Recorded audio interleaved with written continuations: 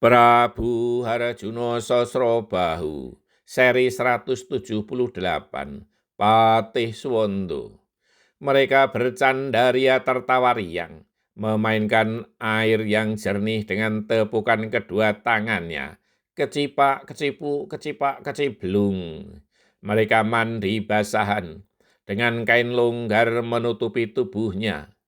Para raja maupun para prajurit masih sungkan untuk mandi bareng bersama para garwo dalem. Mereka justru berderet di tepian telaga, menikmati indahnya telaga dadaan. Pohon-pohon perdu banyak yang tenggelam di bawah permukaan air, namun masih terlihat dasarnya saking jernihnya air. Tetapi pohon-pohon tinggi masih menyembul di permukaan air. Pohon-pohon perdu itu justru untuk bergelantungan para garwo dalem, seakan mereka memanjat pohon namun di dalam air. Kain yang terkadang mengapung di permukaan air membuat pemandangan yang menggetarkan dada setiap lelaki. Mereka, para lelaki itu semakin betah berderet di tepi telaga, dengan dalih menikmati indahnya telaga. Namun sesungguhnya ada pemandangan yang lebih mereka nikmati. Para raja, terutama para prajurit, memang juga kepingin mandi, namun nanti setelah para garwo dalam puas bermain air. Sementara itu, pasukan segelar sepapan yang besar yang sedang berkemah di seberang Bukit Kandowo terkejut. Tiba-tiba perkemahan mereka diterjang banjir dari atas bukit, walau airnya tidak deras. Tetapi karena letak perkemahan itu di sebuah lembah, maka airnya banyak yang masuk ke dalam tenda-tenda mereka dan merendam perbekalan mereka.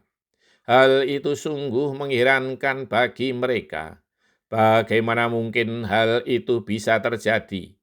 Karena tidak ada hujan, mendung pun tidak, namun terjadi banjir. Terjadi kegaduhan di perkemahan itu. Prabu Rahwana Raja marah kepada Dityo Kolomarico yang mencari tempat, ternyata tempat tersebut diterjang banjir. Ini sungguh di luar nalar Sang Prabu, ini pasti ada sebabnya. Oleh karena itu hamba ingin mengetahui apa sebab ini bisa terjadi. Jangan-jangan ada orang yang membuat ulah.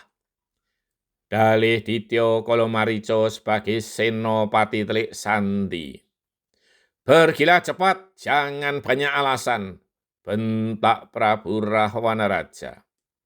Dityo Kolomarico pun segera naik mengikuti datangnya arus air. Untuk menjaga dirinya, Dityo Kolomarico yang memiliki kelebihan bisa beralih rupa itu segera berubah wujud menjadi seekor tupai. Ia dengan cepat naik sampai di atas bukit. Betapa terkejutnya Dityo Kolomarico yang telah berwujud tupai itu, menyaksikan pemandangan yang sungguh di luar nalar. Terlihat genangan air yang sangat luas, dan air yang mengalir sampai ke perkemahan pasukan Alengka Diraja tersebut adalah limpahan dari genangan air tersebut. Ia semakin terkejut ketika mendengar suara-suara wanita yang bersenda gurau, dan kemudian ia memanjat pohon yang cukup tinggi. Ia semakin terkejut ketika menyaksikan banyak sekali para wanita cantik yang sedang mandi di seberang sana. Tupai itu kemudian menggigit kakinya sendiri untuk meyakinkan bahwa ia tidak sedang bermimpi. Oh, aku tidak bermimpi, ini nyata. Apakah mereka itu para bidadari yang turun ke bumi? Batin Dityo Kolomarico. Oh, itu banyak sekali orang yang berderet di tepian air. Siapakah mereka? Batinnya lagi. Tupai itu kemudian berloncatan mendekati berkerumunnya orang-orang di tepian telaga. Ia ingin nguping untuk mengetahui siapakah mereka itu. Ia kemudian menyelinap di sebuah gerumbul perdu dekat dengan kerumunan orang. Orang-orang yang berkerumun itu sambil menyaksikan pemandangan yang membuat jakun naik turun, celeguan menelan ludah.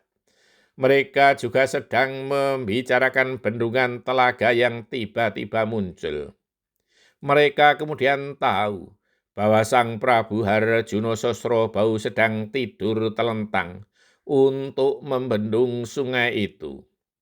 Mereka sedang memperbincangkan kesaktian Sang Prabu Harjuno Sosrobau yang mampu menjadikan tubuhnya sebesar gunung Anaan untuk membendung sungai. Sungguh sakti mandraguna Sang Prabu Harjuno Sosrobau. Kita tidak menyesal bersekutu dengan negeri Mahespati. Alengka diraja yang serakah itu tak akan mampu menandingi Mahespati, celeduk seorang prajurit. Apalagi Ki Patih Suwondo, saut yang lain. Panas hati Dityo Kolomarico mendengar celetukan para prajurit itu. Ingin rasanya ia menerjang para prajurit itu, namun ia tahan. Kita kok tidak melihat Ki Patih sejak tadi? Di manakah beliau? Bertanya salah seorang prajurit. Ki Patih Suwondo sedang menjaga keselamatan Sang Prabu, saut yang lain. Bersambung.